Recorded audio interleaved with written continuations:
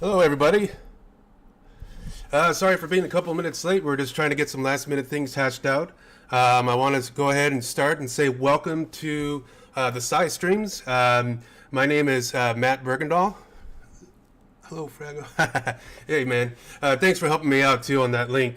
My name is Matt Frago Bergendahl. I'm a licensed therapist. I work for StackUp and the STOP program. And today we're going to be covering some pretty cool topics that I really liked. I'm also testing out my brand new webcam. Because if anybody saw what happened in our last stream, my camera started going boom. And, you know, you can only see, the other way. You can only see my forehead in the stream. So I got a new webcam. Hopefully it looks decent. It already looks better than the old one that I had before. So again, thank you for joining me. And I'm going to let my co-host introduce herself. Hi, I'm Hannah Siller, and I am a life coach as well as public speaker in the San Diego area. I own and operate Serene Life Consulting. You guys can check me out if you're on the Facebook page. I always post some pretty cool stuff there, including blogs. I got a new blog up, actually, talking about resiliency, so, you know, check that out. And I am just gonna be excited to be here today. I think we're trying to get energy levels. Yes. Coffee hasn't kicked in quite yet, so you know, we'll see how that goes.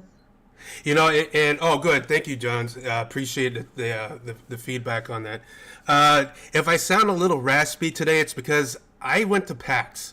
This is an ongoing joke we have going on in StackUp. So I was at PAX and PAX East. It was my very first one. And I ended up getting influenza from it. So it's not that bad and I'm dealing with it, but if I sound kind of weird or nasally, well, then you understand why. But before we get started, we're going to go ahead and talk about our quick disclaimer. Sci streams are not intended to replace counseling or any kind of therapeutic intervention. The Sci streams is made for psychoeducational reasons and to help the user who's hopefully sitting here in the stream right now and watching us, kind of give them some more insight to their mental health. I always say your mental health matters, but we cannot provide counseling because that's beyond the scope of what we do here. However, if you find yourself in some kind of a crisis in the middle of this chat, feel free to reach out. We have StackUp STOP members, which is the StackUp Overwatch program, where they provide 24-hour peer-to-peer support for crisis intervention. These are well-trained individuals, and I'm very proud of all their hard work that they're doing. And we'll just go from there. So yes, PAX. Where to start? You know, I was going to start off actually with a bunch of videos.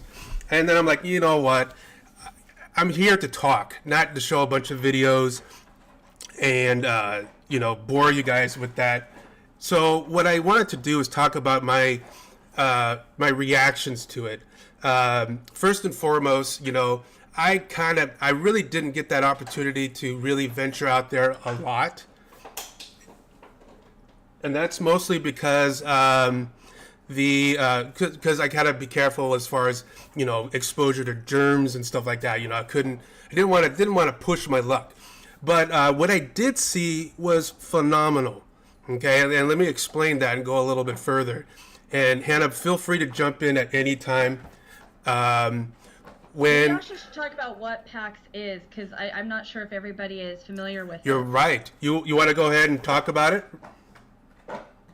I've never been, so I think you should talk. Okay, that's fine. I've been to a bunch of the conventions, but I've never been to PAX East because I'm in San Diego, so we got a Comic-Con here. Oh, yeah, that's true. Okay. WonderCon. So PAX is, from what I understand, is started with the Penny Arcade. They had the original one out there in Seattle or around that area in Seattle, and it just kind of grew from there. They have PAX East, PAX South, and PAX West. And anybody in the chat, if I'm wrong, please correct me.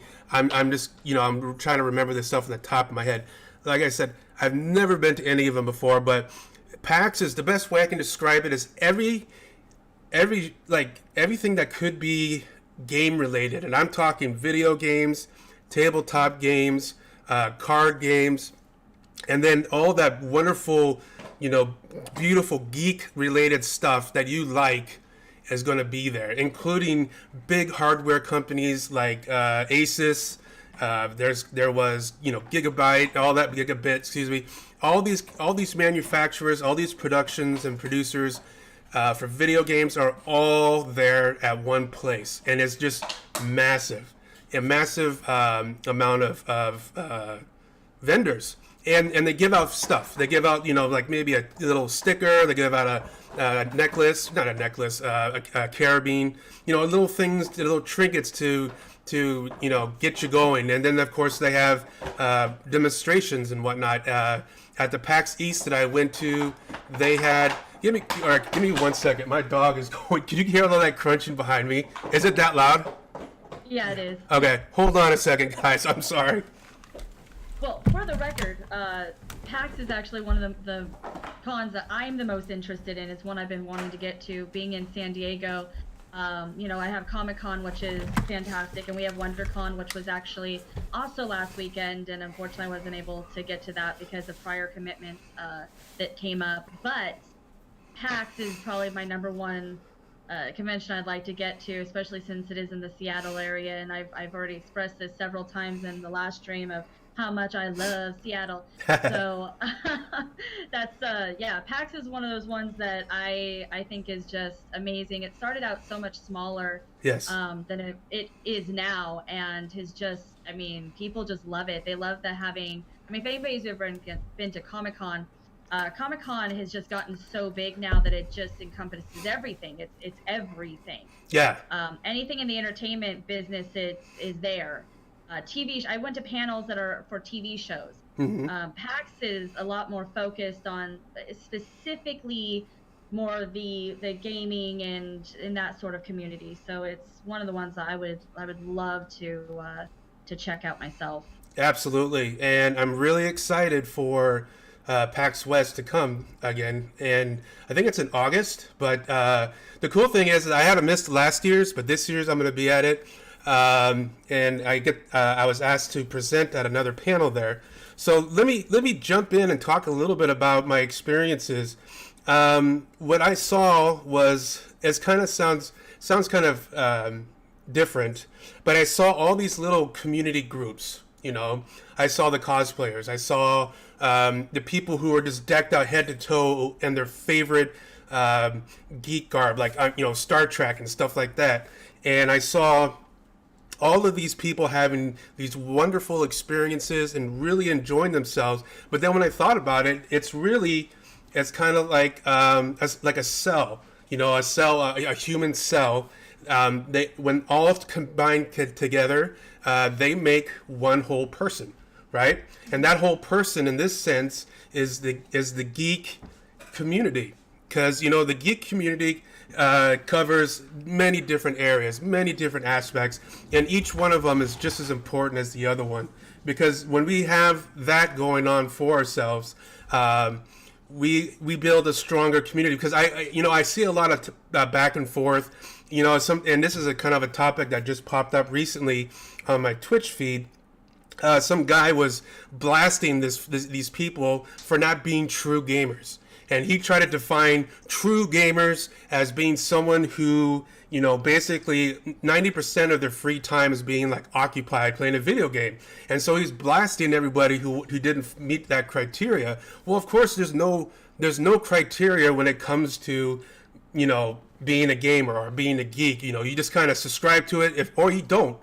And what I really enjoyed at PAX was just seeing everybody in their niche, in their groove, and everybody was respecting everybody. You know what I'm saying? Hell, I hear situations at football games where if you're on the wrong team, you might get jumped. You know what I'm saying? Just because you're carrying the wrong colors. I was almost in that situation once, so I totally agree. Oh my gosh. How scary is that? Was it because you had the wrong jersey on or something? Yeah, it was kind of that, and then obviously substances were involved with the other party, not with me. Sure. Which heightened things, and it just was a toxic situation. But yeah, it's just because you're wearing the wrong jersey. you're not supporting the team that they're supporting, Yeah. and people get really up in arms about stuff like that. And that's crazy. And you just don't have that vibe, at the PAX, at least when I was there, and so it was really, really cool. And I mean, I walked the floors a few times, I hanged out with the air salts that were there. It was just really, really fun. However, the issue that I saw there was, well, actually, it really wasn't an issue. It was just like, they need more places for people to have a quiet zone. I know they have one, they had one out there, but I just saw people were just beat, and they were just looking for a little corner to sit and, recuperate and stuff like that. But overall, for me, the experiences was really positive. And so I kind of want to change gears a little bit and kind of jump in, because this topic is related to last week's topic about gaming and how it's good for your benefits of your mental health. When we were presenting at our panel, it was me, Dr. B, Dr. Bean, Rachel, a bunch of us were out there on this panel, and we were talking about how gaming for good. And it was kind of like the counter strike to all the issues that people are having with video games. Okay. And it was really interesting because yesterday night I was talking to my mom, and she bought my youngest son a Fortnite piñata, right? And she was like, "What is this thing? What is so significant about the piñata?" So I explained it to her. I don't play Fortnite, but my son does, so I know about it. And we were talking about it. He says, "Well," my mom says, "A lot of the people I talked to about it said it's a really violent game." I says, "No, it's not. It is not a violent game. It's kind of cartoony, but it's not a violent game where there's like blood and guts going everywhere. It's not like that." And so people just have this really negative perception of video games, or just gaming as a whole. So this panel, all of us brought in a different avenue as far as how we have used video games or gaming to reach the clients, or to provide a level of support. For example, when I was talking, we had some really good questions that came up. Cuddles, he came up to the Q&A part of it and said, "How can I use video games to connect with my son? He's finally getting to that age where we can finally connect." And I talked about how my youngest son and I play No Man's Sky, and it gives me the opportunity to sit there and just hang out and talk to him, discuss what's going on in the game, use the common words and common knowledge of the game to just kind of see how things are going. What are your thoughts about that? Is that anything that you've ever done or heard of? Oh yeah, no, that's right on, on track with what I do a lot of times, because like you said, especially that terminology. If you're trying to describe something and you have something that's a common ground with somebody else, I mean, just think about even communicating with your friends. I'm gonna go completely off because I, for some reason, am blanking on anything I've used with video games that I can say without divulging client Sure. information. So with friends, I might talk about a scene in Harry Potter, because that's something that my friends are really into. And so if I'm having a really hard time or they're having a really hard time, you can use that terminology that has to do with whatever you guys connect on. Right. I think that can be applied with clients. Like I said, I do apply it with clients a lot. For instance, I mean, just a random term is, when people are like, "Oh yeah, they're just so salty." Well, Yeah. The term salty, you say that to, maybe my grandfather, and he would be like, they use seasoning. He would have absolutely no clue what that means. But if you were to say it to somebody who has ever played Overwatch in their entire life, or seen Overwatch, or has ever heard the term Overwatch, they're going to be also very much aware of what salty is. Yes. So yeah, that terminology, and having just even that with a client, just being able to know what they're saying can be such a bridge that just helps build a relationship, because you get it. Yep. You show that you actually get it, and that's amazing. Right. And it's really cool is that this wasn't done during the Q&A, but this was mentioned afterwards. this one person, to reach their son, because their son would come home from school, and sometimes he would be just kind of like all bottled up, and the parents could tell that he was really frustrated with something that happened at school, but didn't go out of his way to talk to his parents about it. So what they started to do was set up an Xbox in one room. His son had an Xbox in his room, and so his son would jump in there, the father would jump in there and play Xbox together, and then while they're playing the game, he starts to open up. He starts to talk about what's going on with his day, what made him so thrown off. And I'm like, that's perfect. That is exactly pretty darn close to what a therapist would do when they're trying to build up that rapport with the younger youth. And they use that quite often with video games, with the help of video games. So that was mentioned too, and I thought that was pretty cool. Now, hold on, we got someone here. Yes, us Overwatch players are definitely familiar with some. Yes. Yeah. Hi, Miarissa. How are you? I hope you're doing great. I love your name. Yeah, so it was just really the audience. Like I said, they were very, very engaged with the content that we were talking about. We covered everything. We went from talking about what does peer-to-peer support look like in the gaming industry, to how can and something that you touched on in our last streams, how gaming can help out with like autism, and how can it help with learning disabilities and stuff like that. So it was really just kind of a nice full circle of what we were talking about in our last stream and what we talked about during the panel. So, like I said, really, really enjoyed it.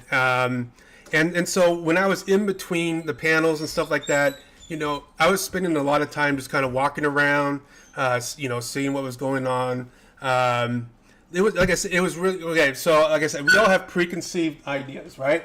As far as what a PAX should be like. I try to walk into one without having that going on, and it's just because I wanted to make sure that I took in as much experience as possible, and just really kind of enjoy everything that I'm seeing. There's just so much stimulus out there with all the signs, the posters. Heck, there was this one area caged off with zombies trying to grab at you and stuff like that. Really cool. And so then I started to think about this too in a clinical way, is how do people who are, who have like PTSD, how are they going to manage, the hypervigilance, or could they manage the hypervigilance when they're in a crowd full of people? How can they cope with, all these different people, and I just started to wonder, how can they do it?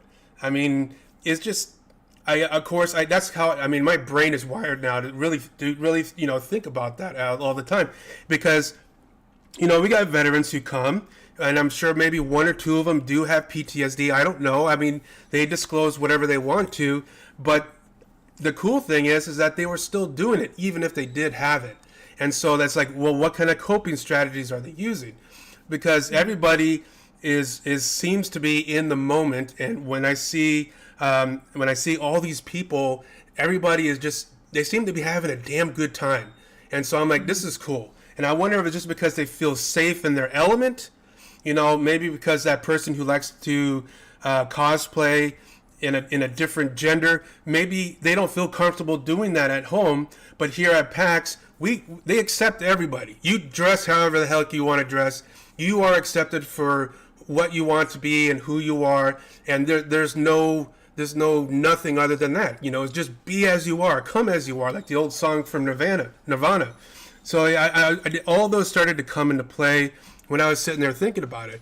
What are your thoughts? Yeah. Oh man. So I actually have PTSD. Okay.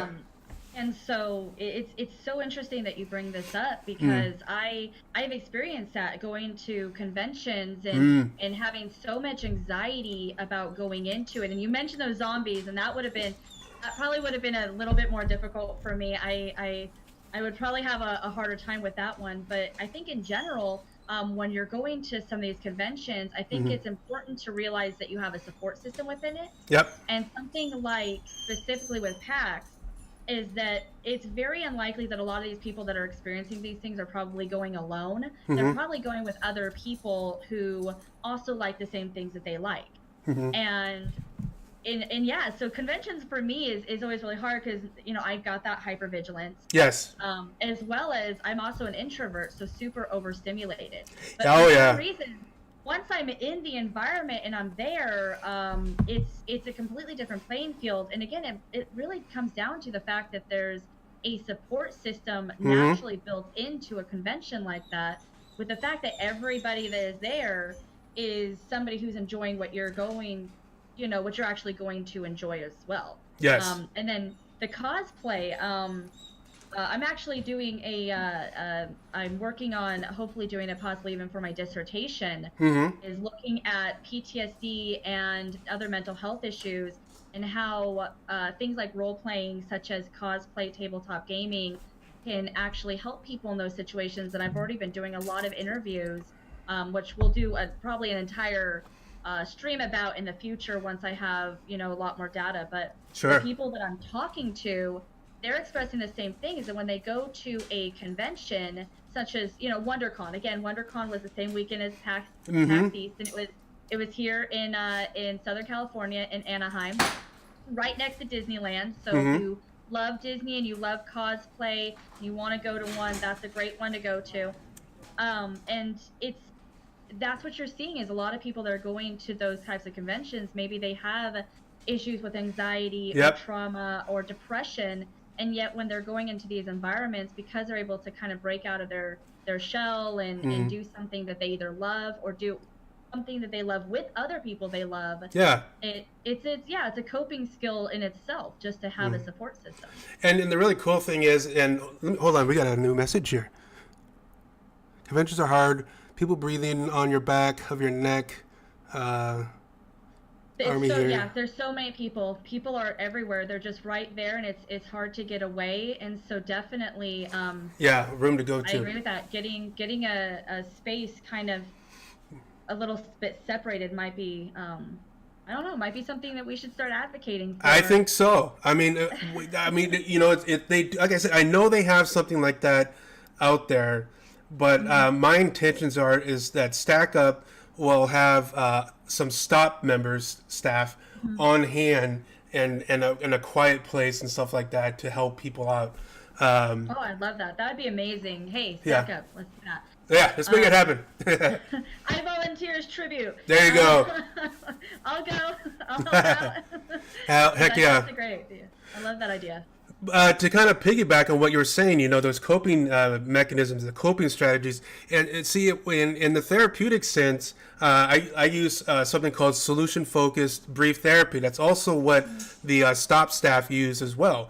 And what I always try to do with clients, is to be able to have that person find an example in the past of when they were able to, let's say, break free of that hypervigilance, or to be able to be present or to be in the here and now. And so when you hear these success stories, like being able to go to a convention or PAX or wherever, and being able to be in the moment for the most part, enjoy doing that, that's the thing that we've got to capitalize on when it comes to bringing that example and applying it to what's going on right now.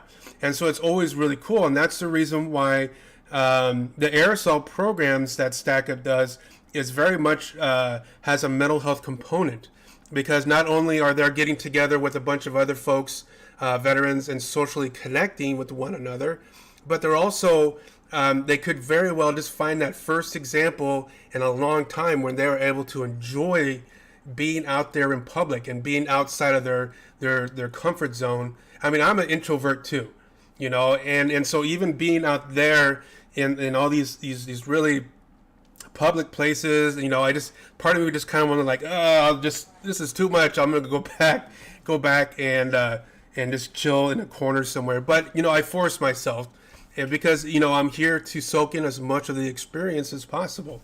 So like I said, overall, PAX was a very interesting experience, very enlightening in some ways. I learned a lot more about what it's like to be in the community, because I've always been the type that's on the outside watching. I always see all the photos and I saw the videos of PAX and all the different cool outfits people were wearing. I mean, there were some really cool ones out there too. I mean, just like, wow, if I had the artistic ability to do that, I would be making them myself. Yeah, interesting enough, I'm actually starting my first cosplay that's picking back on this project I'm doing about cosplay. Cool. I've never done one. I've never worn anything like that. Good for you. So, talking to people and just seeing the support within the community. Again, having issues sometimes going to conventions unless I'm going with a bunch of friends that I know have my back. Nice. No, I would love to be able to do cosplay. So I'm actually doing Jester from Critical Role. Huge undertaking, but I've got a lot of people in the cosplay community who are being very supportive. And I'm looking forward to seeing what that kind of experience is. So that's something that, hopefully I'll be sharing along the way. And next time I actually get to go to a convention, other than Comic-Con, next time I get to go to one, hopefully I'll be able to give that experience of what it really is like. Because again, I have anxiety, I have PTSD, and I always have to kind of pick and choose, where can I go, when can I go, who can I go with, and I want to see what the experience is like that's a little different. So if there's anybody out there that does that has experience with that, feel free, give us a shout out on our Facebook page, and let us know what you go through, and we'd love to hear from you so that when we do, I'm really having a hard time not like jumping into like PTSD treatments, because I know that's not what this stream is about. So there will be other topics we'll be talking about in the future. And I'd love to start getting some information from other people about, things like that, what their experience is like. Absolutely. And feel free, Chad, if you want to jump in with some thoughts or some insights about what we're talking about today or what we've talked about in the past, by all means, just jump in there. This is for your benefit. So if you got a question, just, hit us up. What do we got here? Massive anxiety and PTSD, and I go to a lot of cons, and each one freaks me out. Understandable. But yet you do it. But you do it. You're doing it, and that's to be recognized and celebrated, as far as I'm concerned. Yeah, 100%. Because go ahead. Oh, I was just saying, I 100% agree. Yeah. I will admit, sometimes I don't go to them. I don't go to Comic-Con a lot of times just because there's so much anxiety. So, I mean, I love that you're actually going and doing it. That's right. Very awesome. And it's I see I've had a lot of clients who, they just cut their lives really not short. They really cut out a lot of the fun experiences because of something like, anxiety or PTSD. And it's always cool when folks are able to punch through that obstacle, punch through that barrier and say, you know what? I'm going to enjoy life. I know I got to deal with it. I'm just going to go ahead and make it work. And they just do it. And so it was just really, really cool. Thank you for sharing that. I really appreciate that. Thank you. So, that's kind of it as far as my experiences with PAX. I wanted to give plenty of time to talk about the next topic because it's a really important one as far as I'm concerned. So before we jump into that, last couple of thoughts with PAX as my first time experience. I would say overall it was a very positive one. A little overwhelming for some folks, including myself, but it was really nice to see how respectful the community is.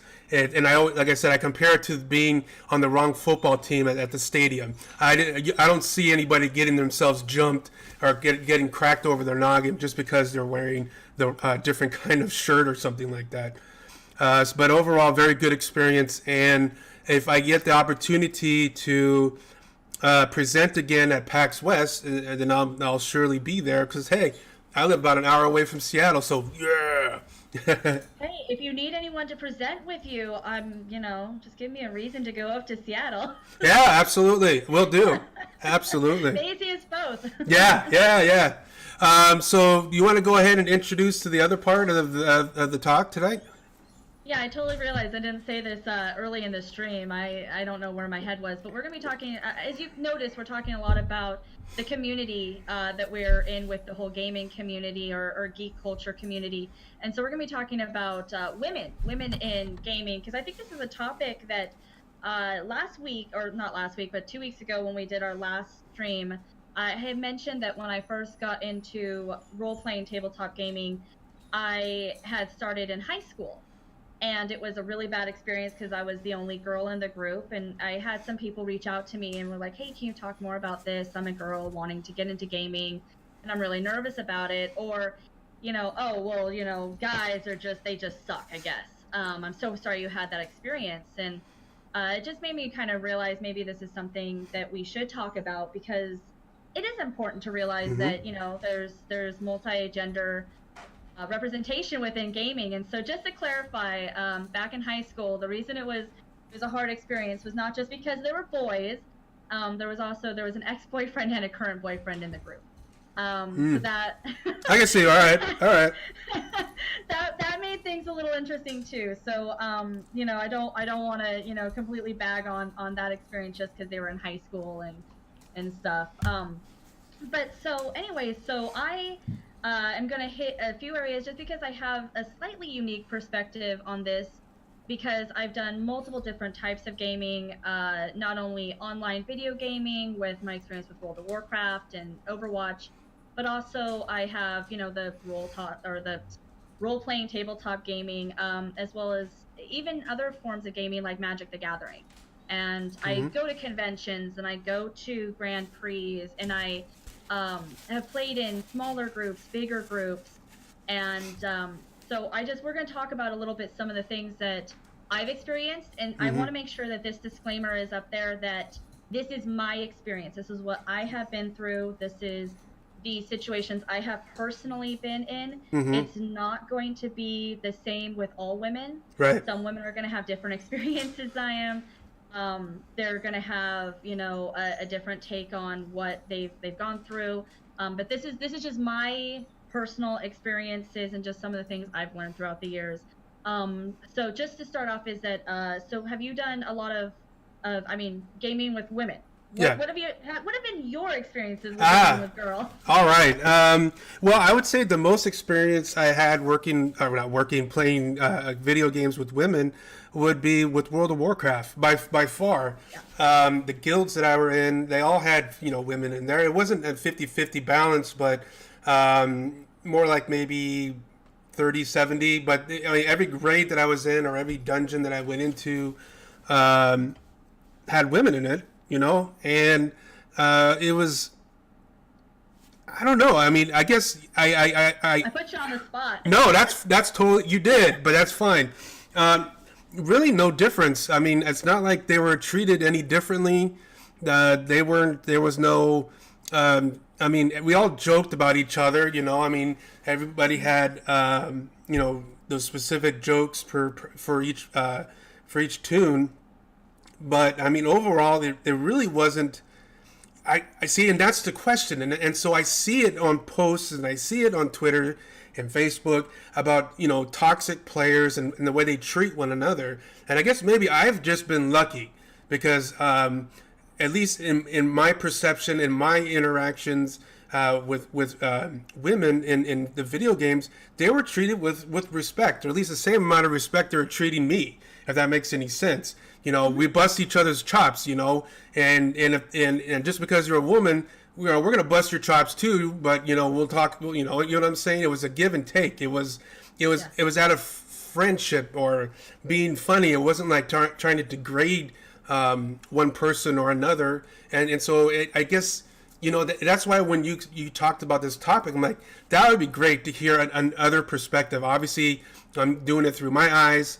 And it's very much, what we call in the mental health sector, rose-tinted lenses, because I only saw it through my own eyes. So please, go ahead. What's going on? So it's I love that you brought that up. You actually brought up a few interesting things. And the first one is that I think that what the problem is about when we talk about this subject, is that a lot of times it is only the negative. It's, oh my gosh, all the toxic masculinity, Mm-hmm. so horrible, and it's everywhere. And that does two things.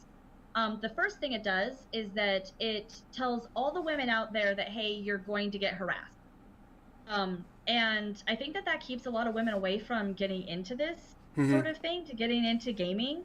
And then the second thing is that it gets a lot of men just kind of scared. Oh my gosh, am I a toxic man? Am I horrible? Did I just say the wrong thing? And I've Mm-hmm. gotten approached by a lot of guys in the past, because I'm friends with a lot of gamers, and who are gentlemen. Mm-hmm. And they tell me, yeah, I don't even want to play with a girl because I'm just so afraid that if I treat her like I treat my buddy, Mm-hmm. I'm going to be called out as being sexist, or I'm going to offend somebody. And so it starts to kind of do, when we're only focusing on the toxic, the toxic, the toxic. Mm-hmm. I think it can start saying, because, and yeah, Marissa, so you're talking about, you don't even join the chat because Mm. there's a lot of toxicity in there. And I think a lot of it depends on the game you're playing. Yes. So I'm going to talk about 3 different types of gaming, because I've Great. noticed that my experiences are different in each. So the first one is video games. So World of Warcraft, Overwatch.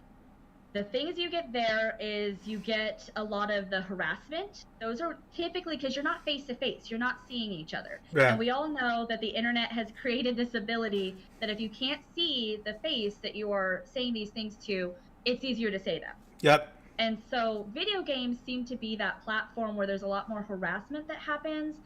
There's a lot more like flirtation. Now, I don't pretend to be any pen over here. I'm not pretending I'm like, all that in a bag of chip ahoys. But when I would be on World of Warcraft, I would get a lot of flirtation. Oh, okay. Very, very inappropriate things when I would get on voice chat with people of, even things like, oh, you have a great voice to be a sex. Oh my gosh, this is. That's like what? Like seriously, I'm in a raid with you. I'm about to say, this is not your guild doing that, is it? That's not your. Oh Okay. God, no. Okay. However, we did have issues with our guild. My husband was the guild leader, and through merit, I actually became the mage class lead, and we were a very large raiding guild. We were pretty high on our server. We were actually really, really good. Cool. We were kind of well known. People actually knew who I was based on my avatar name. And so for the most part, people in the guild were respectful, but there was always that new person. When we get a new mage in the group, they would say, well, why are you, you're just the guild leader's wife. That's why you're the mage class lead. Oh. My husband would have to get on and be like, actually, she is, because she's better than you. And if you ever actually can show that you're better than her, not only as a leader, but as a player, and by all means, you can have the spot. That's what we have here. You need to be a leader and a good player. And so that was the thing you get with a lot of the video games specifically. I've seen other people, yeah, you've been told that stuff. Your voice is so whatever. Yep.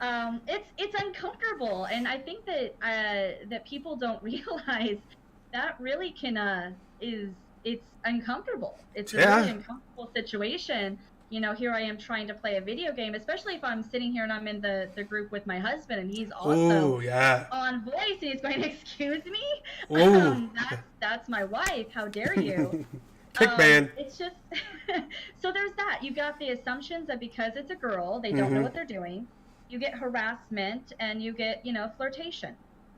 And I want to make sure though that actually I'm gonna give the rest of my examples, and then we'll go ahead and I'll drop another little bomb on y'all. So okay. Around.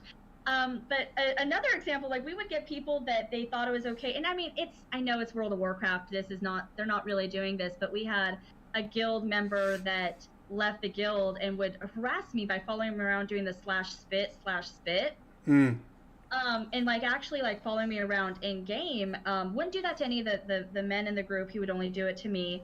And he was calling me, then sending me chats of the B word and the C word and and stuff like that. And my husband's like, hey, if you're gonna pick on someone, I'm the guild leader, pick on me.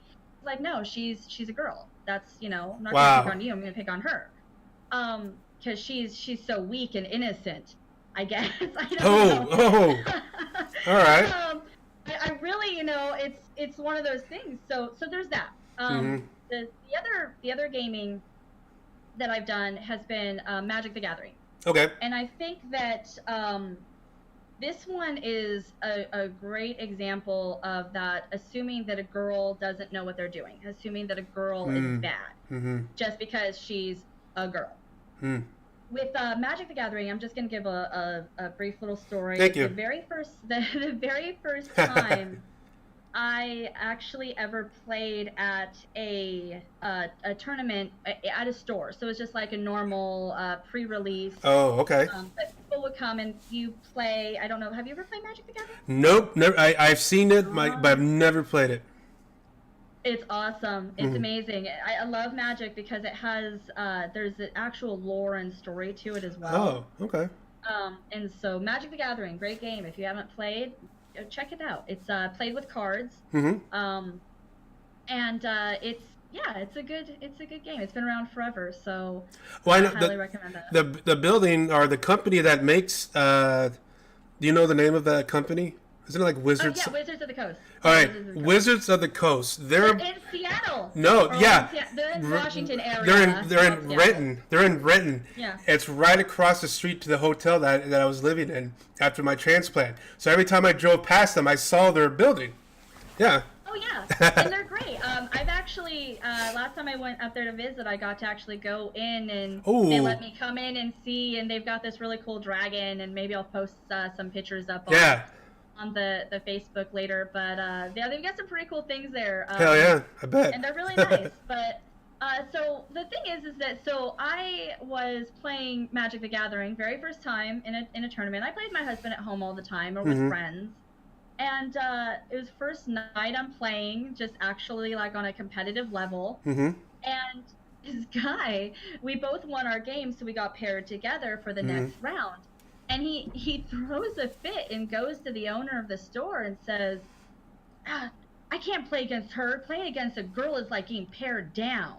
Wow. Losing a game. And I'm just like, Are you kidding me? I won my game. You won your game. We both have the same win record. How is it that it's like playing, being pared down? Mm-hmm. And so, and the owner, he didn't do anything. And so I just kind of went about. By the way, I beat him. Nice. Pretty I was gonna low ask score. you. Good for you. Yeah, it was actually a pretty epic game. I destroyed him and actually ended up placing for the tournament in like the top 8. So I actually got money from it. Oh. I think my husband, he's better than me. He was like the top 3. Now, Hey. if you win those, do you get to keep the other players' cards or something like that? Oh no. Oh, okay. I mean, Magic the Gathering has a lot of different formats. You can play that as a home game, I guess, if you wanted to. But you've got Modern, which allows a more variety of cards. You've got Standard, which is only the current set that's out. There's sealed tournaments you can do where they actually give you the packs of cards and you have to build a deck right then and there. And so there's a lot of different formats and a lot of different fun ways to play. And so if you're interested, I know specifically up in the Seattle area, Card Kingdom, phenomenal shop. And I want to make sure that at this point, I do say that this was my experience at this one store, but I have been to probably 10 other gaming stores and have not had any issues. Oh, that's good. So this is that experience. And so that's something that, and I'm gonna break off with this now. This is the bomb I was gonna drop. Is that I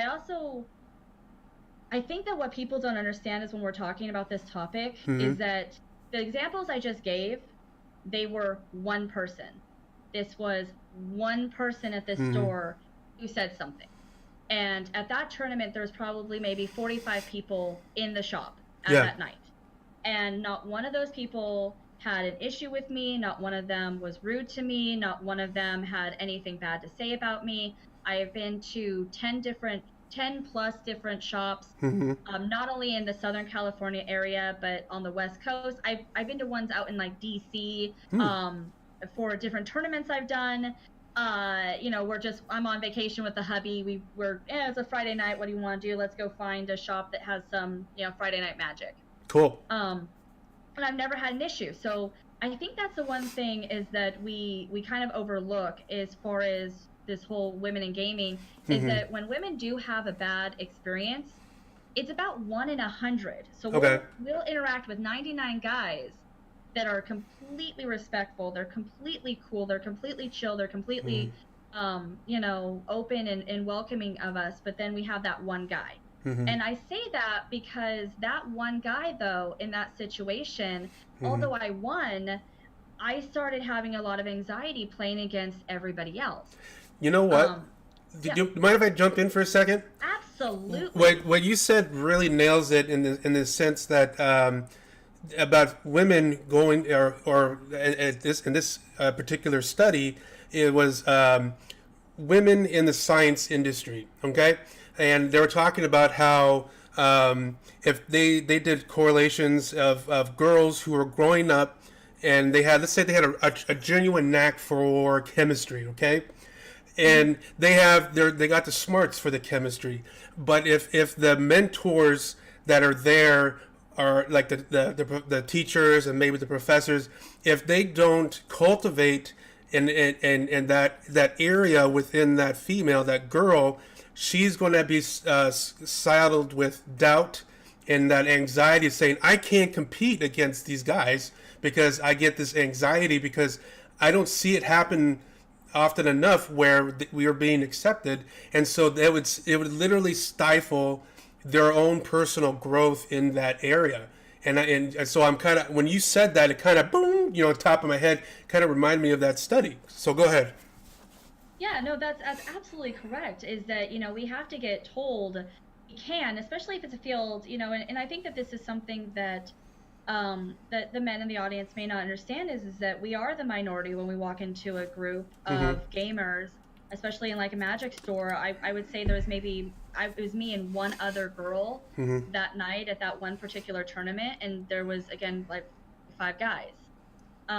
And so we're really, it's intimidating just to walk in there. Sure. And I think that this is where that conversation about the toxicity Mm-hmm. can be actually a little bit damaging, is because a lot of times what is being attacked is in a lot of the people who are, attacking that whole masculine, toxic masculinity, are saying things like, oh, mansplaining, or they'll using these terms like white knighting, girls don't need that, that's a form of sexism. Oh yeah, yeah. You hear that. That's Yes. something you hear. But in my experience, so going back to the Magic the Gathering, is I actually had, and I won't say his name. I'm not gonna divulge who it is, but it was a gentleman who is a pro player in Magic the Gathering, Hmm. fairly well known, really really cool guy. Mhm. And when he started to see some of these things start to happen to me, some of the things, and again, this was one shop. This all my negative Right, things happened right. at one particular shop. So every other shop I went to was fine. But this one shop he happened to be there. He knew some of the guys who were cool, some of the cool guys, Mm-hmm. and he pulled me aside and said, "Hey, do you want to learn? I really think that you'd be a really good a red deck player, because it's very aggressive and there's not a lot of having to pay attention to what's on the board. You're kind of just focusing on direct damage. You seem like you're a very aggressive player. I know a lot about the decks in general. Mm-hmm. Would you like me to help you out?" And I think that sometimes that can be seen as, oh, he's white knighting, or he's trying to mansplain Oh to you. yeah. But I think that this is where people that are outside of the community don't get this. Mm-hmm. Is that within these groupings, we were talking about this early, is that within like PAX, for instance, it's a community. Mm-hmm. So this person wasn't coming to me because he felt he was a man having to explain to a poor little innocent woman how to not be teased. He's saying, wow, I'm seeing somebody within the Magic community who is having a hard time. I'm going to help this person out. Yes. And he also had he mentioned to me before, like, well, I want to see more women in gaming.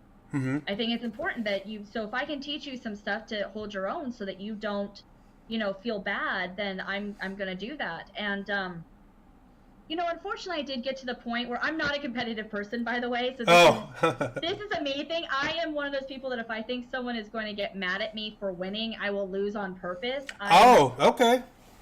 super not competitive. Hmm. It's why I enjoy things like World of Warcraft, is because it's all of us versus a boss. Yes. Um, and so, I did get to the point where I do prefer to play Two-Headed Giant, which is where you are playing with a partner, and so you have one deck, your partner has one deck, and you guys are playing against a team opposite you Hmm. who has two players. And so I prefer to do that with my husband, Okay. just because it's a little bit more comfortable for me. But Hmm. he's always commenting to me like, "Wow, you are so much better than you realize."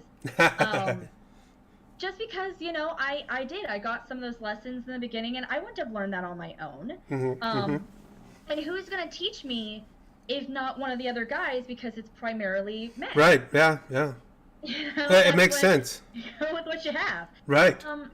And so yeah, I think that that's something that there's a good and bad side to those terms of white knighting to mansplaining, and I hate those terms, so I cringe every time I use them. Yeah. But I think it really has to do with just what's your intention. Are you doing it Hmm. because, oh, stupid girl, or are you doing it because it's a person in the community? Hmm. And I think about probably 98% of the time it's because it's somebody in the community. It's really interesting, and I've always wanted to learn more because recently this has been popping up. It seems like more and more often than what it should be. These famous women streamers on Twitch, uh, they're being stalked, or they're being harassed online. They're coming to their homes and knocking at their door. And it's just it's the toxicity. Like you said, maybe this is just like 0.001% of the entire community, but because it's such a cringy situation, like to have this one person think that it's totally rational to track this person's home down just because you think you're in love with her or what have you, and just to track her down and start knocking at her door expecting to be let in. It's like where does that disconnect happen? When it comes to social mores or social, is this is this acceptable or not? And it was interesting because one of the Stack Up members we were talking in general chat about all of this. Everything that you just talked about, we were talking about in the general chat a couple of weeks ago. And he was like, "How do we stop this? How do we?" Because he was talking about the men in general. How do the men stop this from happening? I said, "Well, there's several different ways, and the first one is what you're doing right now, is starting the conversation and talking about it. And two, the other area to look at is, well, how are you trying to impress upon these values to someone who doesn't have them? How you just can't take them off to the side and rip them a new one, because they're just going to be defensive and they're not going to want to listen to what you have to say."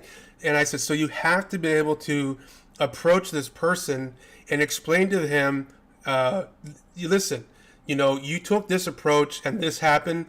Have you ever thought about coming at this person this way, or ever thought about this idea, or if what your actions would do to that person if you said, "I don't, you're a girl, I don't think you have any business playing video games," what that person would feel like? And I think that's kind of the first step, because I see more and more, and again, I'm not trying to make it any worse than what it appears, but I see a lot of streamers, and I'll jump into their channels and watch people, and every once in a while you'll just start to see some really nasty business going on, and they think that just because they tip that person some biddies or a cash donation, that can do whatever they want with that person, and it doesn't work that way. And it's just one of those perceptions that needs to change in the industry. You're giving it to them for free without any expectations of anything other than maybe to be continued to be entertained on that stream, and that's about it. I mean, I know you might have limited experiences with the streaming aspects, but what are your thoughts on it as a whole, as far as changing the ideas with people who don't quite get it, what they're doing? Well, I think that that's where it's hard, and that's why I'm really trying to work against some of these terms like the mansplaining and the white knighting, is because these are great things to, yes, be aware of. Is that no, a girl does not need you to fight our battles for us. We are strong. We are independent. We are strong. Um, yes, we are mighty, mighty warriors. I am Shira. But at the same time, if you're dealing with a community that is primarily male, Mm-hmm. um, and this is happening, I think that it is important for guys to step up and say, "Hey, dude, not cool, not Mm-hmm. not chill." Now if then the girl says, "Hey, back off, you don't need to defend me," okay, well then fine, let her fight her own battle, and Yeah. she's obviously willing to deal with it. Mm-hmm. But I don't see any problem. Another example, going back again, same shop, just one single shop and one single guy. In Magic the Gathering was he had a gentleman had an issue with my husband. Actually, he had Oh, lost a game to my husband. There was, he was really, it was poor sport. salty. Yeah. Yeah, real sport, real salty about it. My husband goes outside to just, kind of talk to some friends that were chilling outside. And this guy actually got in my face. Like, I'm not kidding. Probably within about 6 to 9 inches away from me. And Whoa. I'm 5'4". I'm not a tall person. And he had to have been 6 foot plus. And he is sitting there cussing me out for, my husband's What? beating him and go get him, and I'm gonna do this and that, I'm gonna beat him outside, and like really Oh being very man. violent. And he starts to actually step up, like doing that, like like move up into my face. Mm-hmm. And in that situation, yeah, I'm not gonna lie, there was nothing I could do about that. I was Hmm. super scared. Sure. And I'm just kind of, I'm too scared to even say help, Hmm. and some of the guys that were in the shop, again, just because issues happened in this one shop, a lot of the guys in the shop were also good people. Hmm. And he's now my friend, he comes up and he puts his hand on the guy's chest and kind of pushes him back and says, no, you do not treat her that way, or Right. you will deal with the rest of us, because she is a girl and you are obviously stronger than her. Mm-hmm. And that's just not cool. Mm-hmm.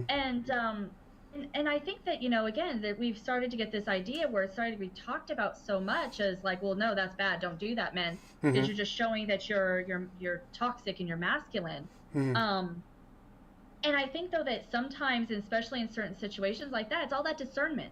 Right. And I think that for the guys out there, who do want to help change this, is just, learning where your battles are, just kind of feeling it out. As a girl streamer who's trying to do her thing online, if somebody is saying something to them,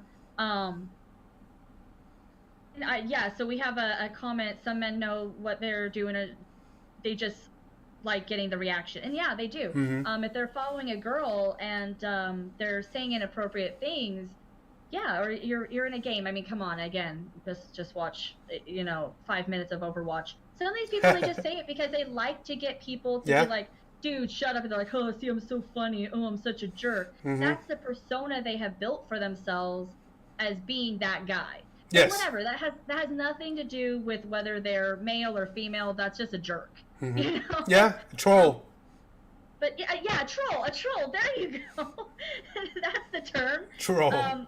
Yeah, so I think that it's just, if we want to start changing some of these perceptions, I think some white knighting has to happen. There has to be a little bit of standing up for each other. Sure. Not because it's a man versus a woman, but because it's a community. Mm-hmm. They're a streamer, you're a streamer. You know what it's like. So say, hey, dude, not cool. She's Yeah. just doing her thing. She's just being a streamer. She's just playing her game. Go pick on someone else. Yeah. I mean, you shouldn't pick on anybody. Yeah. I'm but, about to say, don't pick on anybody. Just go away. don't pick on your siblings or Yeah. something. I mean, I just take it away from this situation, because this is the person that doesn't deserve it. And it doesn't matter if they're a man or a woman. Right. We just don't deserve it. Nobody deserves to be told that they clearly suck at Magic the Gathering because they're a woman. I mean, imagine. Mm-hmm. I always just like to say, replace that with anything else. Right. Say, oh right. man, I got pared down because it was a black person. Mm-hmm. I mean, come on, that would be racist. Every single person would know that that's racist. Yep. If you say, oh, because that person has autism. Mm-hmm. Okay, no, that's not that. those things are not accepted. So Right. why is it acceptable to say because they're a girl? Right. Absolutely. And so I say, no matter what you say, if you say it's because they're black, they're white, they're a girl, a boy, because they have a certain learning disability, no matter what it is, replace it with something else and see if it's still acceptable. Mm-hmm. No, absolutely. And I think most of the time you find out it's very much not. So God. Yeah. I think that's what you got to do. Yep, and I think we owe it to our community after the positive experience I had at PAX. And granted, I'm not a fool. I'm sure something happened there, that probably wasn't acceptable. I'm just saying in general. I'm generalizing as a whole. My perceptions of it. I think it's up to us as the community, and I'm talking on the bigger scale, the geek community, which compromises of the gaming, whatever, what have you. All of us, it's up to all of us to do, like you said, pull these people off the side and say, hey, that's not acceptable. And if someone's being harassed, we can easily ask the person who's being harassed, hey, do you need some backup? And give that person the opportunity to say, no, I got this. I'm gonna rip them a new one on my own. This will be fun. I'm gonna go for it. And Absolutely. but of course, if there's the event that I see a person who's obviously too small to be able to handle themselves in a fight, if something like that was going to go on, I would jump in there. I mean, I'm 5'11", so I can, I got some height and definitely got weight, so I, just try to help out. But I completely see where you're coming from, because it's the balance. We don't need the extreme of anything. We need the balance. Yeah. Yeah, and I mean, just think about if it's a kid, and I've seen this a lot, where somebody will be ragging on a kid. They're playing Magic the Gathering, and it's like, well, can you even count, kid? Oh, jeez. And I'm sorry, some of these kids are good. They play with their parents at home, or their friends at school, and some of these kids, just because they're young, right, doesn't mean that they can't hold their own. My uncle actually plays with a kid in Overwatch, and he was telling me, he's like, the disclaimer of, hey, heads up, this kid's probably maybe like 9 years old, who is on my friends list, but the kid's good. So it's like kind of just always underestimating and what would you do? What would you do in any of these situations? And I think that in general, we need to stop I think we need to stop being offended for other people. So if you see somebody, and I've had this like, oh, well, you just let that man stand up to you, you let him explain that to you. Well, yeah, why are you offended? If anyone's going to be offended over that, it's me, because I'm the one who that actually happened to. And so just like kind of cooling your jets and realizing that we all can make those decisions for what we do. But, you brought up the convention of PAX. Yes. And I've been to a lot of Grand Prix and a lot of conventions. And Grand Prix, by the way, are specifically I'm referring to for Magic the Gathering. I've gone to team tournaments in DC, in Vegas. I'm actually wearing my I made Magic History at Vegas shirt today, because it was the largest gaming convention, for Magic the Gathering. That was the biggest one that ever happened. Was the first year they did Vegas. And so bringing up that about the conventions, and it's interesting, you talked about this earlier with having kind of those quiet areas, because there's sometimes people that it just can get overwhelming. Sure. Well, the one thing I have noticed about the conventions that I go to is that sometimes the people running them have absolutely no clue how to handle the fact that there are girls there. Oh, okay. And even though there's the community, I mean, I've not had, I will say this right now, with people at these conventions or at Grand Prix, I have never had an issue. I've never had anybody be rude to me. I've never had a guy come up and make inappropriate advances. I've been hit on. Again, I know I'm not all that bag of chip-ahoys, but believe it all, I do actually get hit on. I've had that, and I just, hey, sorry, I'm married, thank you. That was nice of you. And they've always been really cool, respectful. I've never played against anybody at a Grand Prix that's ever been rude or given me attitude. I have seen people of every race, creed, religion, Mm. sexual orientation at these Oh Grand Prix, yeah, yeah. and there's never an issue. I've never seen any issues at all. I mean, Mm. there's so much respect. I mean, you get salty. Someone will get salty when they lose. Yeah. But it's never personal. Pass the salt. Yeah, pass the salt. I actually saw someone that had it was the chemical equation of salt on their shirt. Oh yeah. And if you knew what that was, you're like, that means salt. That's hilarious. Mm-hmm. Best shirt ever. So if that's you out there randomly watching, I love your shirt. Um, it was a Vegas GP, I think, like 5 years ago. So hey. Mm-hmm. But anyway, so going back, those conventions, the thing is that they like things like PAX, they understand there's gonna be a larger community of girls, because you're gonna have cosplayers and stuff like that. Right. But for some reason, at things like Grand Prix, they don't seem to realize that there's females that go to these, Mm-hmm. and there'll be situations of they've closed the girls' bathroom because the boys' bathroom has too long of a line. Oh And wow. it's like, well, What the heck? girls here, we kind of have to use the bathroom too. Mm-hmm. Or even just accessibility. If I would say that there's anything that some of these Grand Prix could learn, Mm-hmm. is having, feminine supplies available. Mm-hmm. A Yeah. lot of times at PAX or Comic-Con, they'll have a staff that is, if there is a medical situation, they Mhm. have bandages and Tylenol and Yeah. allergy meds and stuff like that. And most of the time, again, like PAX and stuff, they'll have things for women. Mm-hmm. But a lot of times at these conventions that are very specifically geared towards men, you don't have those things available. Mm-hmm. And then one funny story about kind of the not being prepared for girls. So the very first Vegas, the one I got this shirt from, Mm-hmm. very first Vegas Grand Prix, anybody who had gone to that, there was about a 4-hour line of Oh. registration because they were just Oh. completely unaware of what kind of turnout they were going to have Holy to deal with crap. and what they needed.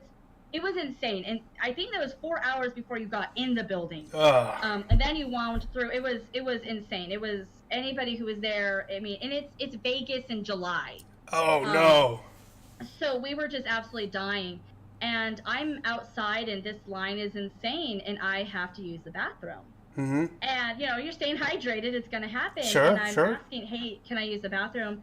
And the people who are running it, who's forming the line and watching the line, they said, sorry, there's not a bathroom for you to use. And I'm like, What? hold up. What do you mean? And I'm like watching guys go in and use the bathroom. So finally, I finally said, hey, like, what the heck? Why can we not use the bathroom? They said, oh, well, where they put the packs of magic cards, the product placement, they put it right in front of the women's bathroom, and it's roped off, so we're not letting anybody back there, because we don't want them to steal product. And I was like, well, sucks to be you.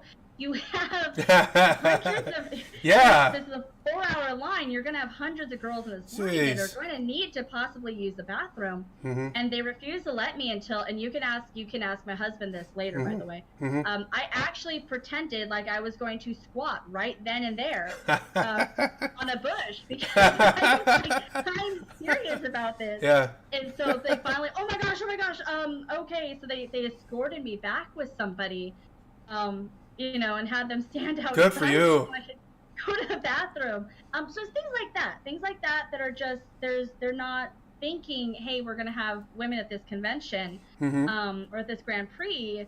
So those are the things that I think that, as the female community starts to get more representation, Mm-hmm. these are the issues that they're starting to have of, oh, we've never had to face these obstacles before. We've never Sure, had to face yeah. bathroom obstacles. Yeah. And this is, by the way, for all the women out there who are wondering whether or not these are conventions you should get into, I do highly recommend it because there is no waiting in the bathroom. You have it all to yourself. Take advantage. It's glorious. And so it's one of those few perks of going to these conventions, is that you do have it's like the one place for a girl. We have absolutely no lines. Nice. So yeah, so that's kind of, you're dealing with a lot of these changes in demographic that's happening. You're dealing with, well, the what is being said about how women and men should interact at these things. Hmm. Are men allowed to stick up for her? Um, it, all those sort of things are kind of happening.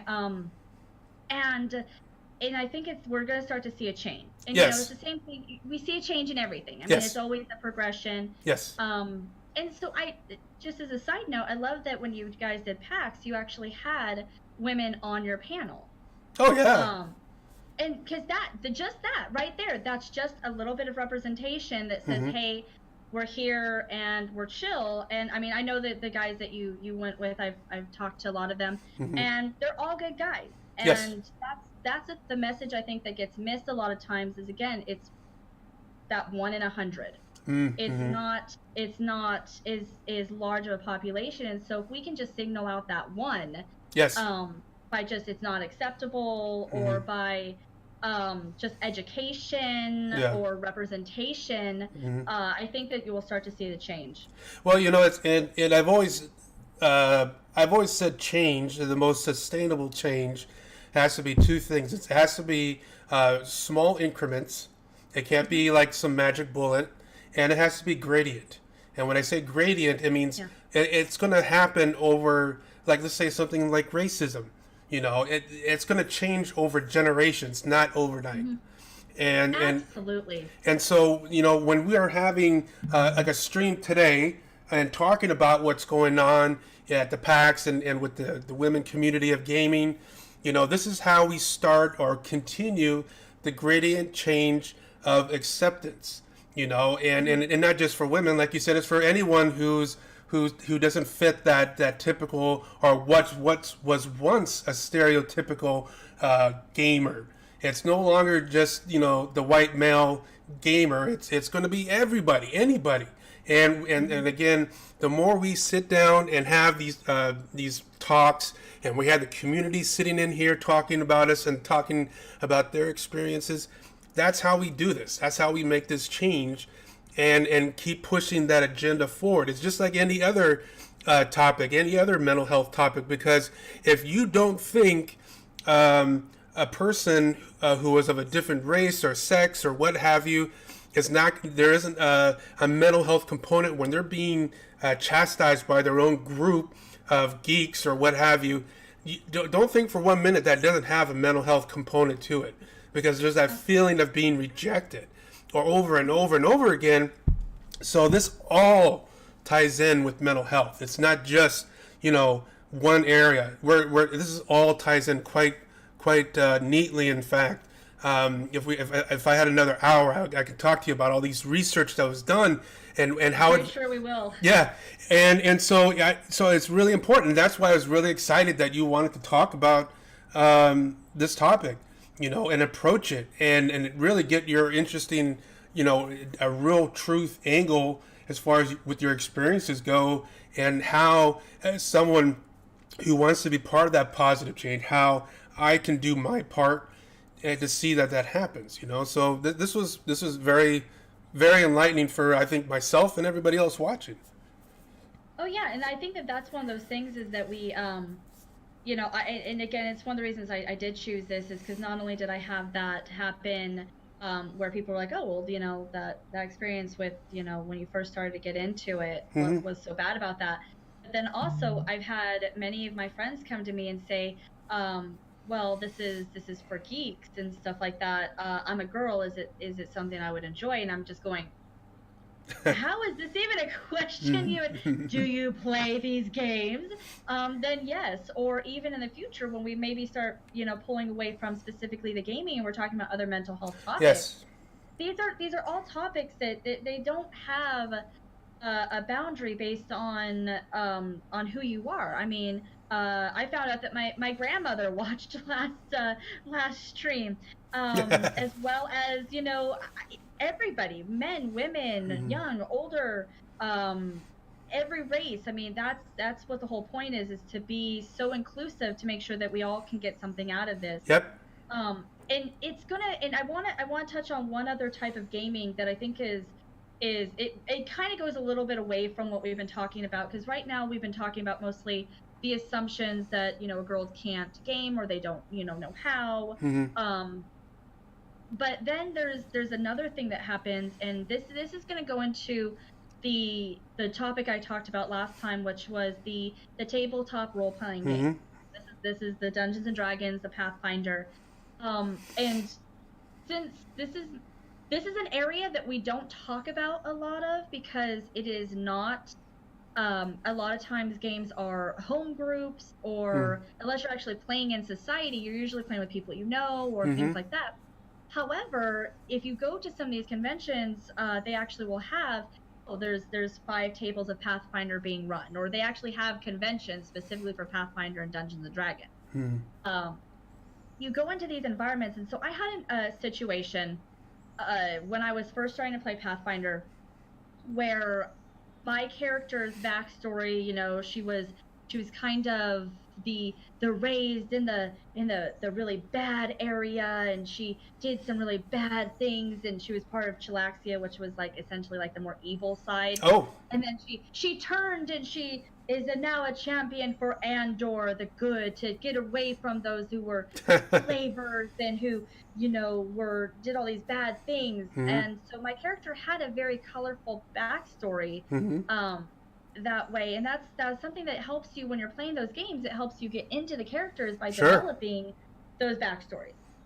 Well, I had a situation where, because my character is more of a flirt, she is more of a she has a past. The person who was running the game felt it was completely okay to over sexualize his character.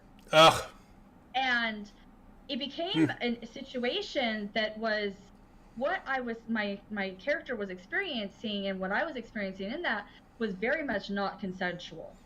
I was very much not okay with the direction that they were going with my character. I was very much not okay with the way that the NPC, that the DM was running, was reacting. I didn't like the way that he was pushing the story. It made it very uncomfortable. It ended up being a joke later on. The satyr, just as a tidbit.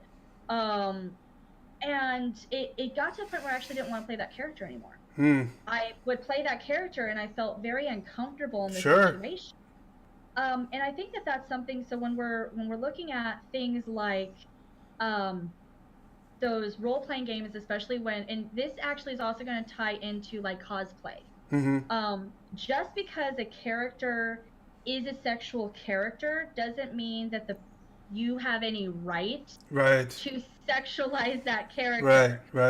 It's a character they're playing. There's still a person behind that, and there's still that line that you have to draw to make sure everything is comfortable. And I brought this up in the old stream, or the old stream, back in the day. I brought that up, years ago. So I brought this up in our last stream about if you're playing an evil campaign, making sure that everybody at the table is okay with the direction that this is going.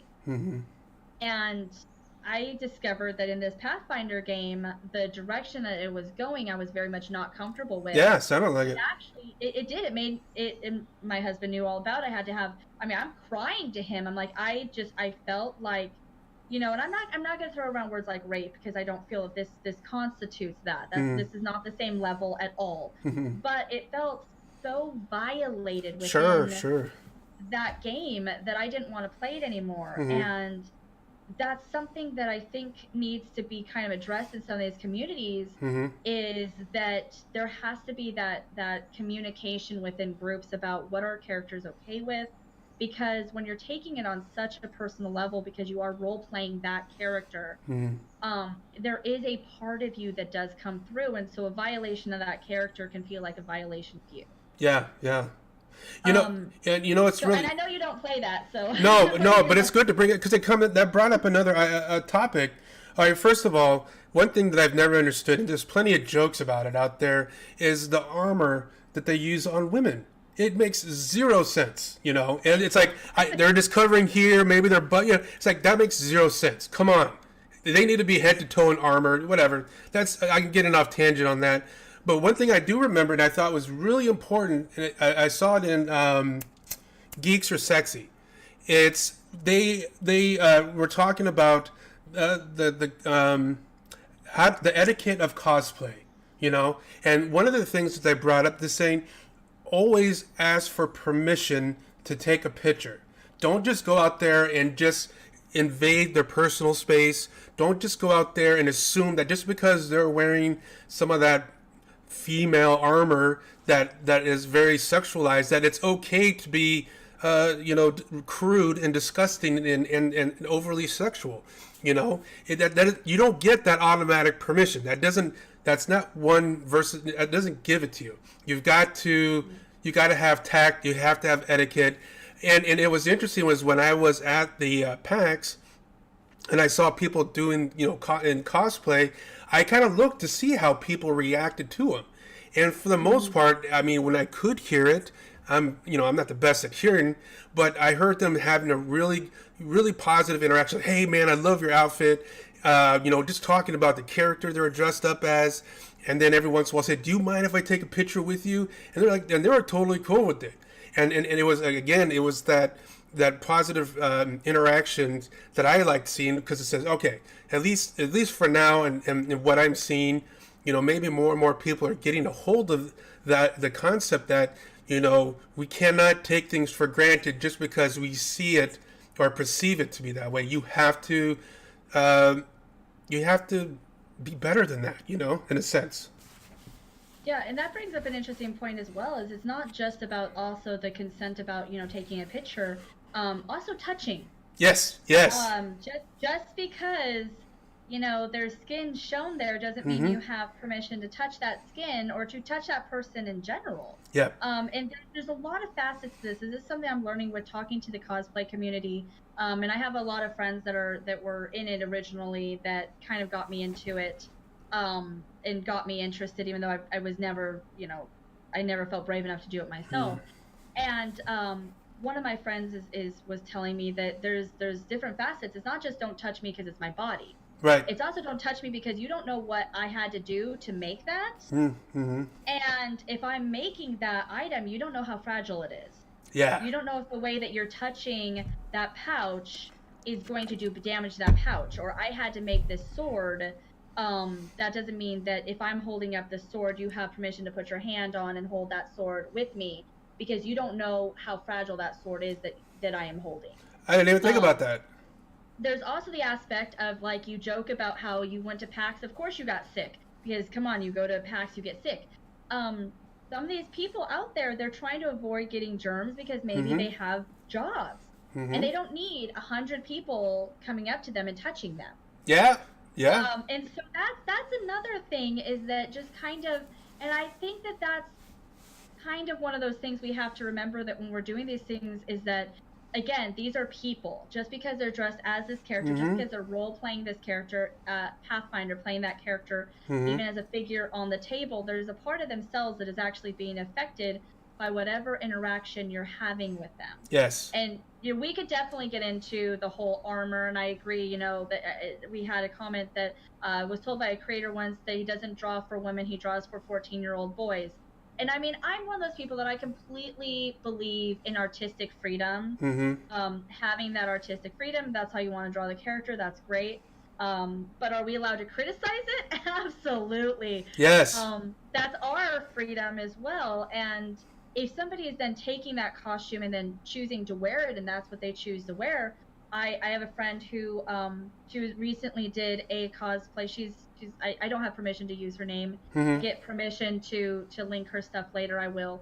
But she recently did one that was like a bathing suit of a character that she really likes. It's very scantily clad, and she was very nervous about wearing it and what was going to happen. And it doesn't mean that just because she's wearing that she's that kind of like, I don't care, I'm super comfortable in wearing things like this. She really wanted to represent a character, and she chose to do it that way, and kind of actually moved herself out of her comfort zone in order to do it. Sounded like it. And she looks amazing in it, and she did such a good job. She's so incredibly talented. Very and cool. I want to link her stuff because she's incredibly talented. But that's the thing, but it's still her. Because she's wearing a bathing suit and being this character, that's still her. She still has her own personal insecurities. and she still has a husband, and she still has Yeah. friends and a job, and it's not for other people to choose what they choose to do with her body. Mm-hmm. Just because she's wearing that outfit doesn't mean that you get free reign. Right. And so yeah, so the over sexualizing of characters, I think, is something that women deal with, and I'm not gonna say men don't, because I Yeah. have seen it, it happen a lot. Is that Mm-hmm. the male characters, we want to pretend that if he's dressed as, gosh, I wish I could think of somebody off the top of my head that's not He-Man, because I feel so that's not the example I want to do. Well, there's the G.I. Joe complex. You heard about that, right? Yeah. Yeah, the G.I. Joe complex. And so, yeah, it's really funny. And let me jump in here real quick about men being sexually harassed. It happens. And it's underreported for a lot of reasons, and some of them are more obvious than the others. I'll never forget the worst time. There once was a time I was skinny, I was in shape, and I was a bouncer at a club. And I was a bouncer there, and I was sexually harassed so many times every night. And, I'm not going to go into any of the details, but it was just like, ugh. And finally, this one lady says, "Why are you so upset?" I said, "Because I got to babysit you drunks all night and deal with this, But it's good that you brought that up, because it does happen to men. It's not just exclusive to one gender. Go ahead. Absolutely. And that actually perfectly segues into the thing I was going to talk about Oh. next. And that is, I've been talking about, the men on women issues. But I think another completely underrepresented thing that we talk about, I don't know if that was actually a grammatically correct sentence, but I'm going to go with it. We're going to roll with it. Yeah, we're just gonna say that was cool. Mm-hmm. Is women's role in this, and I love you, women. I'm sorry, but I would say that as much as I've had issues with men, I've given a lot of examples of issues I've had in situations where a man was rude or inappropriate or whatever. But I'd say that as far as negative experiences in the gaming community on a whole, I would say most of them have actually come from women on women. Really? Yes, it is something that we don't talk about in a geek community. We do not talk about this.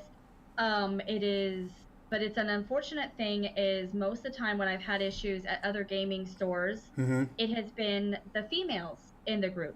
Yeah, I got a really. Yeah, I'm curious now. I'm curious. It is an interesting thing, and some of these people I'm not going to call out, just like I call out the men. I'm not going to call out the women.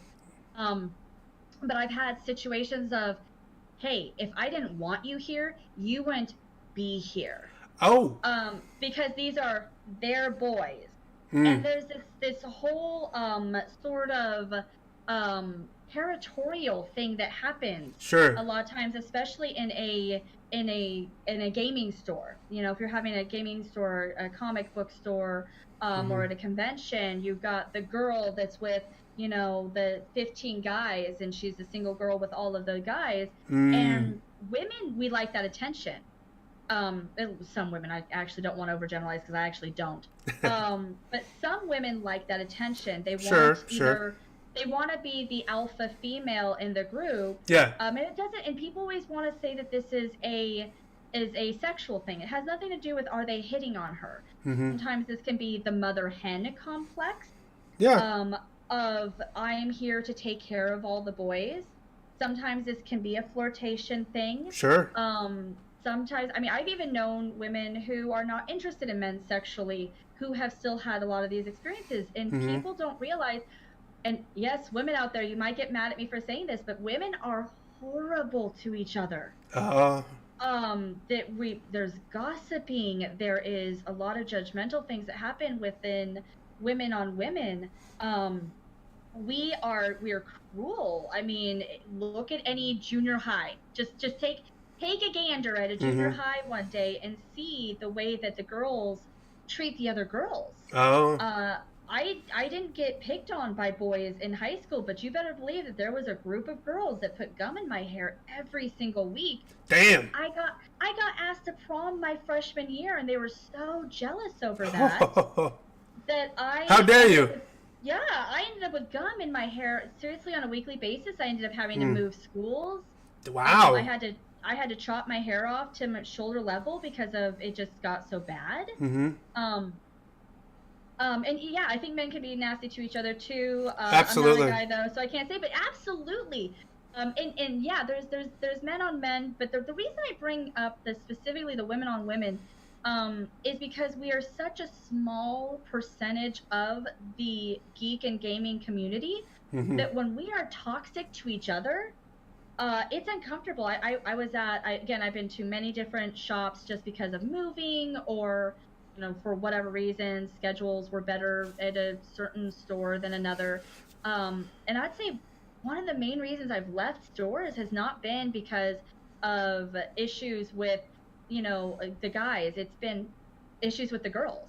I've even had women who will hit on my husband, knowing he's my husband. Oh. Because that's what she does to all the other guys. Well, I can flirt with everybody else. He's one of the guys here. I can flirt with him. And that's what's so interesting about the female group, though, is it's not one type. It can be the again that mother hen syndrome of I'm the mom of the group. I'm the one taking care of the boys. It could be just a simple attention issue. It can be I was the only girl here for so long, I just feel territorial over another girl coming in. Sure. Or it can also be the sexual aspect.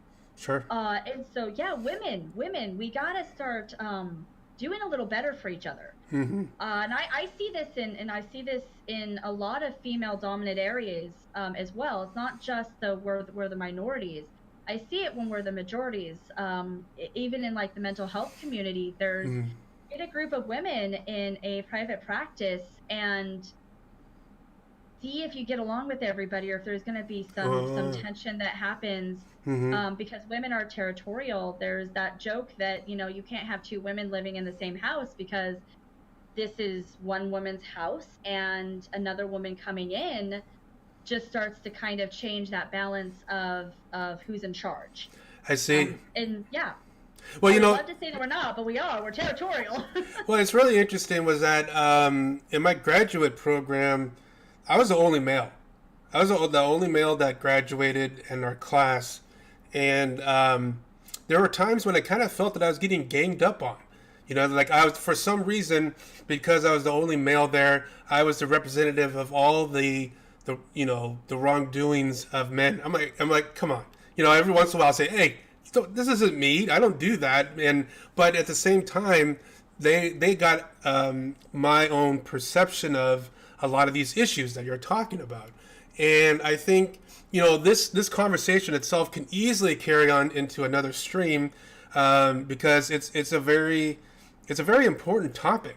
I mean, for men and women, it's not obviously just not one side or the other. But what it boils down to is, in my mind, is acceptance. How we accept that person. And that itself has so many facets to it that can be discovered. But overall, when you were that kid in junior high, you were just looking for acceptance, or when you went to the prom early, and you got all those girls really ticked off. When I was, bouncing at that nightclub, I just wanted to be accepted for my job and just left alone, and y'all drink and dance and just leave me alone.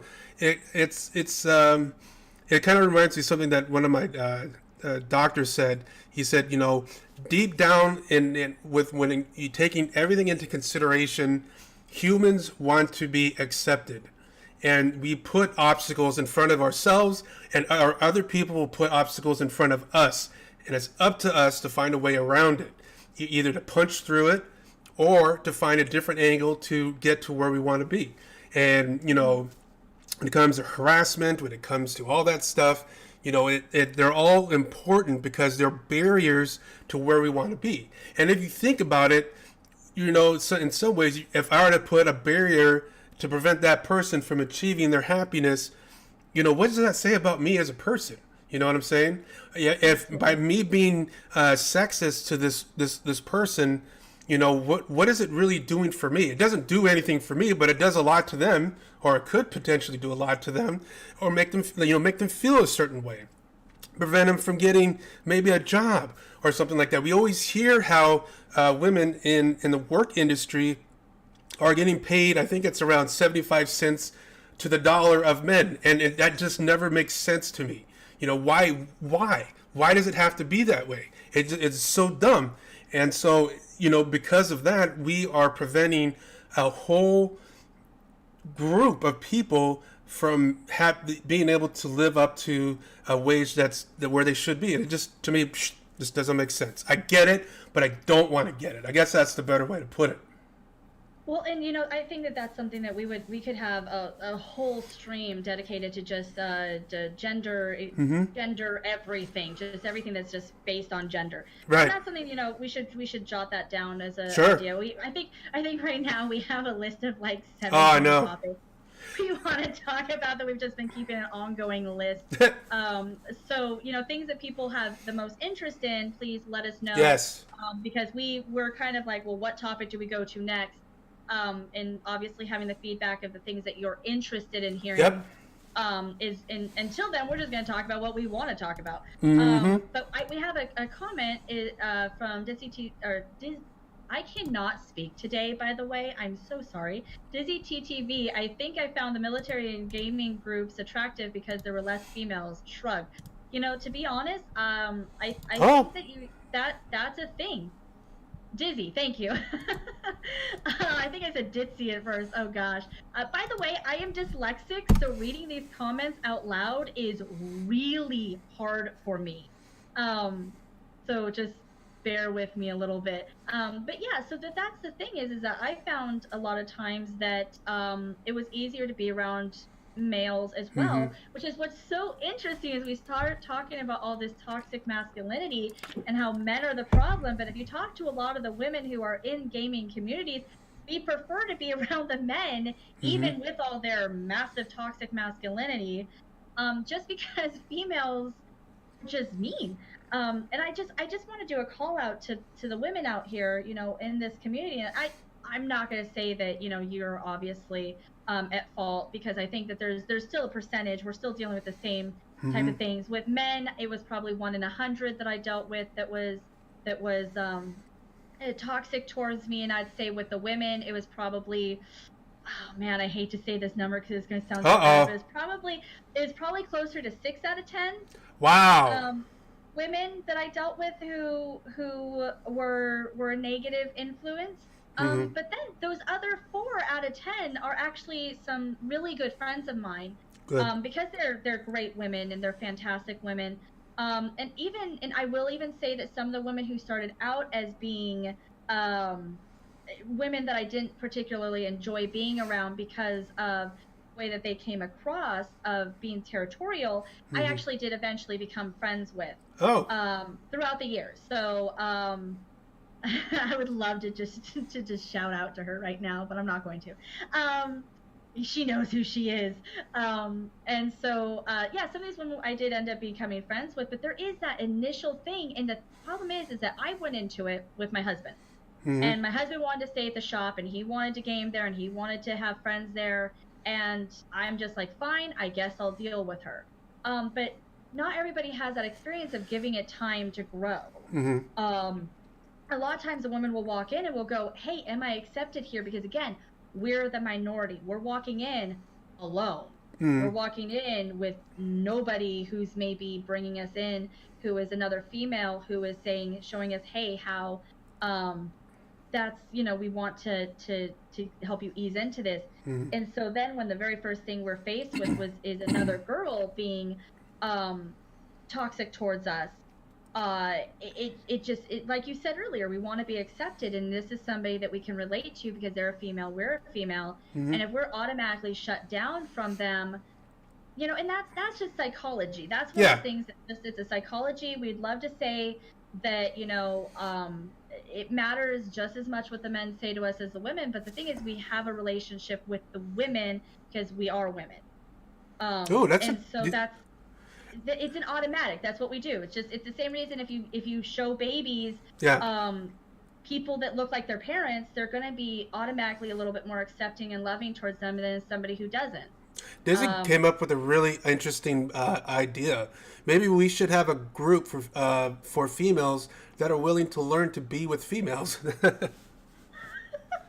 It could be as simple as that. And you know, that's the thing is that I actually talked to people that had ideas of, and this is what's so interesting though about everything we've talked about is that they've tried. I actually was at a shop one time that tried to do a women only game night, and it was horrible because of that reason, because women couldn't be with other women. And then it was, well, now you're excluding women and you're saying we're not good enough to be gaming with the men. There's just you can't lose. You lose no matter what, which is one of the reasons why I'm not going to say I'm anti-feminist. I'm not going to say I'm a feminist. I'm not going to put myself in a box. I'm not going to. Yeah. I believe equality for all. That's where I stand. I'm not going to label it. So that's why I'm so anti those terms like mansplaining, white knighting, things like that, because I really think that if you start to apply it to everything, anything can be offensive. Sure. You know, and the Disney said, "Oh Lord, yeah." That's essentially was my thought too. I'm like, yeah, I would love to have a group for Magic the Gathering that was just females, not only just for the interaction to make friends, but because it is a chance to get used to other women being around you in this gaming environment. So yeah, a think tank. I would love that. Yeah, hey, we should set that up. We should just get a bunch of women. Actually, I say this, but I just now remembered I'm actually part of a group on Facebook. Oh gosh, they're gonna be so mad at me. That is female geek gamers. So we have, female geek therapy. Oh, cool. So we're part of that. Both Matt and I are part of Geek Therapy. Yes. We're geek therapists. Yes. Huge, awesome, amazing community. But some of the women in that group actually decided to make a group for women in geek therapy. So I don't know if you guys know this, but we have our own group that excludes you. This is news to me. Yeah, so it's actually pretty cool because we can actually talk about things that affect us a little bit, maybe more directly. But I think mostly it's not even about like, hey, you guys won't understand, but it's mostly so we can get closer to each other, so we have a community. Sure. And so yeah, like a think tank, something that would get women in gaming in general. Yeah, shameless plug. We don't get money for it, so I don't. No, shameless plug is, hey, check out Serene Life Consulting. That's my business. That's a shameless plug. There you go. Dealing with women in, geek community as well as in the mental health community. So yeah, I think that's the thing is that we always point all these fingers at the guys, and we forget that it's 1 in 100. We forget though that 1 in 100 can have a huge impact.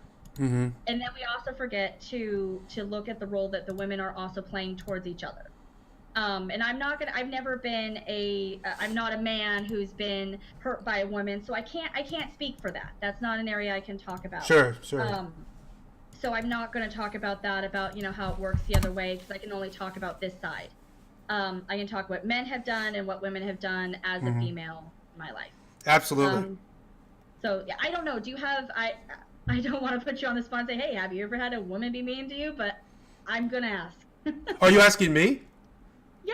Have you ever, or chat? Hey, let us know if you were a guy who has ever felt like that the female gaming community has been toxic towards you. Hit us up on our Facebook page. Yeah. Spend the time. Yeah, let's start to talk about that. But that's a great idea. We're gonna bring the conversation onto Facebook. and pose that question. The people who wants to chime in, feel free to do that. That's a great idea. And yeah, of course, I mean, I have a few stories that I can talk about. Nothing to the extent of what you were talking, but absolutely, there's the stereotypes of males. We're supposed to be tough, macho men, exterior, and if we show any signs of being emotional, there's like, what's wrong with you? I'm half Hispanic, and Hispanics have the whole machismo. The machismo. I'm sure everybody's heard of that. And God forbid if you drop yourself and you show and express some of those emotions. So absolutely. So yeah, let's carry that conversation out on Facebook. I think that would be great. But since we're getting close to running out of time, we'll go ahead and talk about some of the closing areas. So today I covered my reactions to PAX East. It was the first one there for me. I saw a lot of great interactions, a lot of acceptance. The panel was very, very well put together. The audience was engaged. We had a full crowd, full group. Really interesting questions about how gaming can help your mental health and your well-being, and then about how some of the ideas that I saw that could have been done there. But overall, it was a very positive experience. Hannah, why don't you talk about what you presented today? So we talked about mostly the gaming community as a whole, especially women's place within it, talking about the different areas such as the online gaming with things like World of Warcraft, Overwatch, as well as Magic the Gathering and those types of formats, with the assumption that maybe women are not good enough because they're a woman, or with different areas of harassment or unwanted advances, flirtation, as well as the role-playing aspect of when you're dealing with tabletop role-playing games or situations such as the cosplay community where you are maybe having unwanted sexual advances or having a character that is sexualized. Talked about some different things of how to maybe help that. Yes. As far as realizing we're part of a community, and having each other's backs, calling out things when you see it, starting to change some of the ideas of what mansplaining and white knighting is when there's a positive intention involved, because this is your community. You want to keep your community healthy and happy. Yes. Talking about the fact that, as much as we want to talk about male toxicity and the masculine side of things, that realizing that even though there is only 1 in 100, again, by my experiences, who are like that, that one can make a huge impact. Just a little side thing of if you go to the grocery store, you may go to the grocery store 100 times and not have an issue, but you go to a grocery store one time and have a bad experience with somebody maybe of a different race, you're going to think, oh, that different race. And just making sure that we're highlighting the positive. I just want to really talk about making sure we are highlighting the positive, and bringing the other side of the situation, such as women on women issues and women on men issues. It's not only the men in this community that can be toxic, women can too, and having this open expression where we can talk about these things can in a positive way and say, hey, let's shine light on all of the issues, not just one of the issues, because it's not one-sided. Right. But then also making sure, I want to encourage everyone, let's talk about the good too. When we're talking about bringing this to the Facebook community, on our page, let's talk about all of it. Let's talk about, let's show women out there what, the impact they're having towards the men and the women. But then let's also talk about some of the awesome things that the men have done. And men also, what are some awesome things that other men have done, have acted towards you? Some great stories of ways that you felt included from a maybe primarily female group. Let's just get all those conversations out there.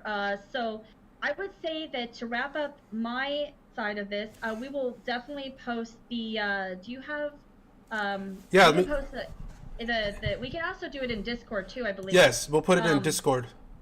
Yeah, and then I think we can we post it here? Do we have that saved right now to post in this chat? Oh yeah, give me 1 second. Yeah, because if not, I'll do it, but I think I'll do it. I think I can manage. But I think that the biggest takeaway I want people to take from this is that we're a community, and let's just love each other and realize that our actions matter no matter what gender it is. And we'll definitely be talking about later on more gender issues specifically, and we'll go into all of that in later streams. Yep. You remember this is number 2, people. Number 2. We got a lot more to go. and stay tuned. We'll be, like I said, we will. This is what did we settle? The 1st and 3rd of every month.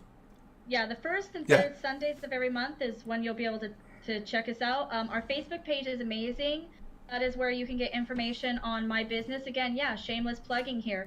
I am a life coach. Life coaching is not a replacement for therapy, but if you need a lower level of care than something that's an actual mental health, if you know you have a mental health disorder, if you've been previously diagnosed or you think you are, have something that could be diagnosable. That's not what life coaching is, but this is just for, you have basic levels of just issues, stress. How do I manage the stress of my life? How do I handle this grief situation from something happening?